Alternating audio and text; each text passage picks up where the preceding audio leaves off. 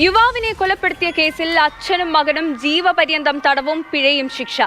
കൊല്ലം കുന്നിക്കോട് സ്വദേശി സലാഹുദ്ദീൻ, മകൻ ദമീജ് അഹമ്മദ് എന്നിവരെയാണ് കൊട്ടാരക്കര SC/ST കോടതി ശിക്ഷിച്ചത്.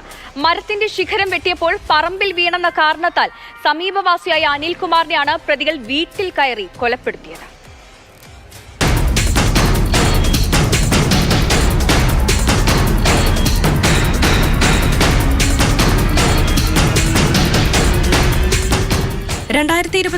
സെപ്റ്റംബർ 17 സംഭവം.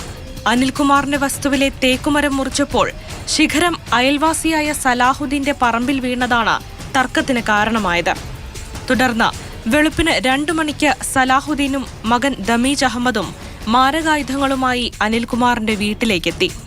വീട്ടിൽ കയറിയ ഇരുവരും ചേർന്ന് അനിൽകുമാറിനെ ആയുധങ്ങൾ കൊണ്ട് ആക്രമിച്ചു കൊലപ്പെടുത്തുകയായിരുന്നു. അനിൽകുമാറിന്റെ തലയ്ക്കുൾപ്പെടെ ശരീരത്തിലാകമാനം 20-ലേറെ മുറിവുകളുണ്ടായിരുന്നു. കൊലയ്ക്ക് ശേഷം പ്രതികൾ ഒളിവിൽ പോയി. ആദ്യം പോലീസിന്റെ പിടിയിലാകുന്നത് കേസിലെ 2ാം പ്രതിയായ സലാഹുദ്ദീനാണ്. തമിഴ്നാട്ടിലെ ഏർവാടിയിൽ നിന്നാണ് സലാഹുദ്ദീനെ പിടികൂടുന്നത്. പിന്നാലെ മകൻ ദമീജ് അഹമ്മദും പിടിയിലായി. കേസിൽ ഇന്ന് കൊട്ടാരക്കര SC/ST പ്രത്യേക കോടതി ജഡ്ജി R. ജയകൃഷ്ണനാണ് വിധി പ്രസ്താവിച്ചത്. 2 പ്രതികൾക്കും ജീവപര്യന്തം തടവും 50,000 രൂപ പിഴയുമാണ് ശിക്ഷ.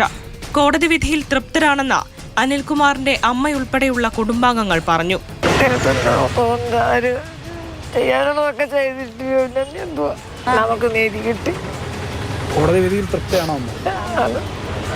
പിഴത്തുക അനിൽകുമാറിന്റെ അമ്മയ്ക്ക് നൽകും. അമ്മയ്ക്ക് പ്രത്യേക സാമ്പത്തിക സഹായം നൽകണമെന്നും കോടതി പറഞ്ഞു. കേസിൽ ഇതുവരെ 24 സാക്ഷികളെ വിസ്തരിച്ചു.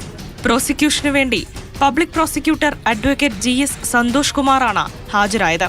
ഈ മെറ്റീരിയൽ ഒബ്ജക്റ്റുകളായിട്ട് ഈ ആയുധങ്ങൾ ഉൾപ്പെടെ 15ഓളം മെറ്റീരിയൽ ഒബ്ജക്റ്റുകൾ നമ്മൾ ഈ കേസിലേക്ക് അക്കമിട്ടു. ഏതാണ്ട് 47ഓളം ഡോക്യുമെൻറ്റുകൾ മാർക്ക് ചെയ്തു. എന്നിട്ട് കോടതിയെ നമുക്ക് പ്രോസിക്യൂഷൻ്റെ കേസ് കൃത്യമായി ബോധ്യപ്പെടുത്താൻ കഴിഞ്ഞു.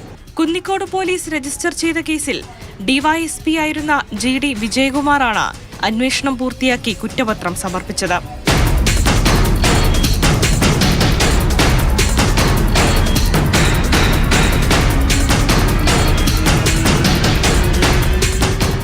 മാതൃഭൂമി ന്യൂസ്, കൊല്ലം.